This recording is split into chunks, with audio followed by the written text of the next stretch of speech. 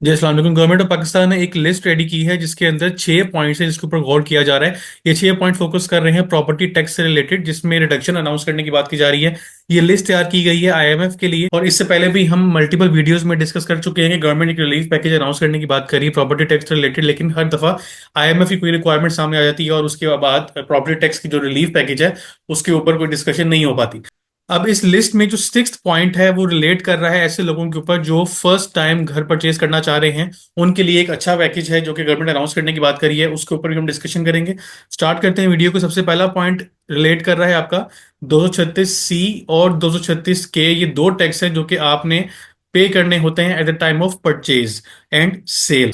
अगर आप कोई प्रॉपर्टी परचेज करें या सेल करें तो आपके दो टैक्स पे करने पड़ते हैं। इसके ऊपर जो फाइलर है, नॉन फाइलर और लेट फाइलर, तीन तरह के रेट्स हैं। फाइलर के लिए मिनिमम रेट 3% का है, और नॉन फाइलर के लिए जो मिनिमम रेट है दैट इज परचेज की बात करें तो वो 9% का है। इस तरह सेल की बात करें तो ये नॉन फाइलर का स्ट्रेट रेट है 10% का। इसमें भी बात की जा रही है, रिकमेंडेशन ये है कि इस रेट को कम करके 1.5% तक कर देना चाहिए। उसकी रीजन ये है कि जब से रेट ज्यादा हुआ है, गवर्नमेंट की एक्सपेक्टेशन ये थी कि टैक्स की जो कलेक्शन है उसमें इंक्रीज आएगा, लेकिन टैक्स इंक्रीज करने से जो अमाउंट है उसकी कलेक्शन की वो काफी हद तक डिक्रीज हुई। प्रॉपर्टी का सेक्टर बिल्कुल डाउन हो गया। तो इस लिस्ट में पहली रिकमेंडेशन ये है कि ये दो टैक्सेस हैं एडवांस टैक्स जो कि पे करने पड़ते हैं एक बायर को या सब सेलर को, उसको रिड्यूस किया जाए, एक रिड्यूस रेट के ऊपर उसको अनाउंस किया जाए ताकि ज्यादा कलेक्शन हो सके। सेकंड पॉइंट में बात की जा रही है एफईडी के ऊपर।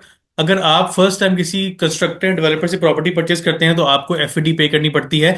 ये भी एक एक्स्ट्रा बर्डन टैक्स पेयर के ऊपर ऐड कर रहा है, जिसकी वजह से प्रॉपर्टी की ट्रांजेक्शन्स काफी हद तक कम हो गई हैं। एफईडी को पूरी तरह खत्म करने की रिकमेंडेशन दी जा रही है आईएमएफ को कि ये इसको खत्म किया जाए ताकि रियल एस्टेट सेक्टर वापस अपने नॉर्मल ट्रांजेक्शन की तरफ आ सके।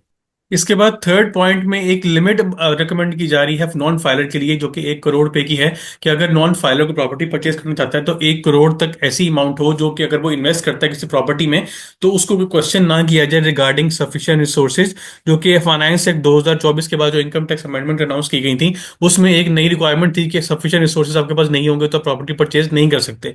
इसमें अब इसके ऊपर भी रिकमेंडेशन क्यों दी गई, यही वजह है कि जो टैक्स की कलेक्शन है काफी हद तक कम हो गई है, प्रॉपर्टी की ट्रांजेक्शन नहीं हो रही, रियल एस्टेट सेक्टर बिल्कुल डाउन हो गया है। तो एक लिमिट रेकमेंड की जा रही है आईएमएफ को, एफबीआर की तरफ से, गवर्नमेंट की तरफ से, नॉन फाइलर के लिए कि अगर कोई नॉन फाइलर 1 करोड़ तक की प्रॉपर्टी परचेज करता है तो उससे कोई सवाल ना किया जाए, वो बगैर किसी फिक्र के, बगैर किसी टेंशन के प्रॉपर्टी में इन्वेस्टमेंट कर सके। फोर्थ पॉइंट में एक और लिमिट के ऊपर रिकमेंडेशन दी जा रही है, वो क्या है 5 करोड़ रुपए की। ये लिमिट अनाउंस की जा रही है फॉर फाइलर।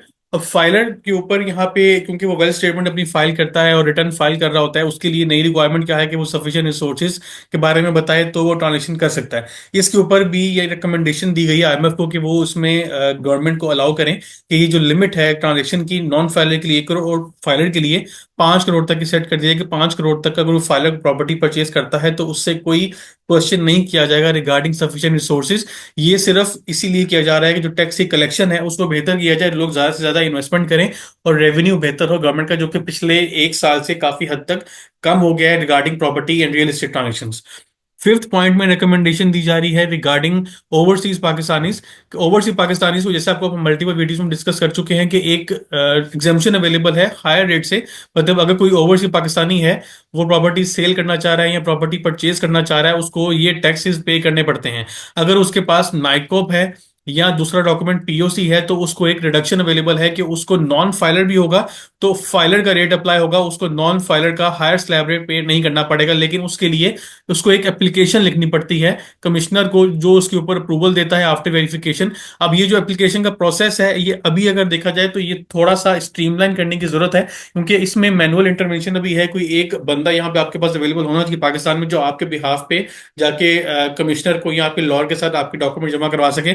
तो इस पोर्टल को भी थोड़ा सा स्ट्रीमलाइन डिजिटल करने की बात की जा रही है। रिकमेंडेशन ये दी जा रही है कि डिजिटल पोर्टल जो है वो बनाया जाए और उसके बाद ये जितनी भी ट्रांजेक्शन हैं ओवरसीज पाकिस्तानी की उसको मॉनिटर किया जाए और उसको सहूलत दी जाए कि वो पाकिस्तान में विजिट किए बगैर प्रॉपर्टी परचेज कर सके, या अगर वो सेल करना चाह रहा है तो उसको सेल कर सके। उसको सिर्फ वहां से डॉक्यूमेंट्स अपलोड करने हो और यहाँ सारा प्रोसेस जो ऑनलाइन हो जाए, सिर्फ वो ऑनलाइन फी पे करे, चालान पे करे, उसको रिडक्शन मिल जाए लॉ के अंदर जो उसको अवेलेबल है।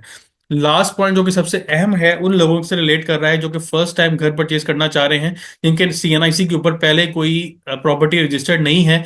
नादरा के रिकॉर्ड से इसको चेक किया जाएगा, एफबीआर की तरफ से, गवर्नमेंट की तरफ से, कि अगर आपके नाम पे कोई प्रॉपर्टी रजिस्टर्ड नहीं है तो फिर गवर्नमेंट एक रिलीफ पैकेज अनाउंस कर रही है स्पेसिफिकली इन लोगों के लिए जो फर्स्ट टाइम घर परचेज करना चाह रहे हैं। वो क्या है, जैसे आपको पता है कि मार्कअप रेट जो है, जिसमें पॉलिसी रेट है जो स्टेट बैंक अनाउंस करता है, उसमें काफी हद तक रिडक्शन अनाउंस कर दी गई है, और इसमें फर्दर एक्सपेक्टेशन है कि अगले 2-3 माह में मजीद इसको कम किया जाएगा। अब यहाँ पे गवर्नमेंट बात करिए कि ऐसे लोग जो कि फर्स्ट टाइम घर परचेज करना चाह रहे हैं, उनको हम लॉन्ग टर्म पीरियड के लिए लोन प्रोवाइड करेंगे। लॉन्ग टर्म का मतलब है कि 15 साल या 20 साल या इससे ज्यादा भी हो सकता है, जो गवर्नमेंट की पॉलिसी अनाउंस होगी, और ये लोन दिया जाएगा इंटरेस्ट फ्री। मतलब इसके ऊपर कोई मार्कअप चार्ज नहीं किया जाएगा इन लोगों से जो कि फर्स्ट टाइम घर परचेज करना चाह रहे हैं। ऑब्वियसली इसके ऊपर कोई लिमिट डिफाइंड होगी, और स्पेसिफिक क्राइटेरिया ऑफ इनकम जो कि लोअर क्लास इनकम है उनको टारगेट करेगा। हाई क्लास इनकम में ये लोग फॉल नहीं करेंगे। लोअर क्लास इनकम जिनकी होगी, उनके पास अगर प्रॉपर्टी पहले से रजिस्टर्ड नहीं है, तो उनको ये रिलीफ अनाउंस किया जाएगा। उनके लिए आईएमएफ के अप्रूवल के ऊपर डिपेंडेंट है। ये 6 पॉइंट्स हैं जो कि गवर्नमेंट ने लिस्ट तैयार की है आईएमएफ के लिए, और ये सारे फोकस कर रहे हैं property and real estate transactions. उम्मीद ये की जा रही है कि अगले बजट में, जो कि जून 2025 में उसका पहला ड्राफ्ट अवेलेबल होगा, उसमें इन सब पॉइंट्स के ऊपर कोई ना कोई रिकमेंडेशन आईएमएफ की तरफ से अप्रूव हो जाएंगे। तो जैसे ही इसको अपडेट आएगी इंशाल्लाह उससे फर्दर डिस्कशन करेंगे। तब तक के लिए अपने ख्याल रखिएगा। अल्लाह हाफिज़। मैंने अपने व्हाट्सएप पे चैनल बनाया है सीए पैकेज शेख के नाम से। इसमें जितनी भी रीसेंट अपडेट्स हैं वो आपको एक्सक्लूसिवली यहाँ पे अवेलेबल होंगी, रियल टाइम पे आपसे शेयर की जाएंगी। उसके बाद वीडियो में जो भी मैं डिस्कशन करता हूँ उसको मैं पहले ही ग्रुप में बता दूंगा इंशाल्लाह कि जो आज हम डिस्कशन करेंगे वो किस टॉपिक के ऊपर होगी। उसके अलावा जो भी नई अपडेट्स आएंगी वो इस चैनल के ऊपर आपको उसके लिंक्स या डॉक्यूमेंट्स आपको अवेलेबल होंगे। तो आपसे रिक्वेस्ट है, मैंने लिंक इस चैनल का डिस्क्रिप्शन में ऐड कर दिया, आप उसको जाकर फॉलो करें ताकि आप रिसेंट अपडेट्स के साथ इन टाइम अपडेटेड रहें।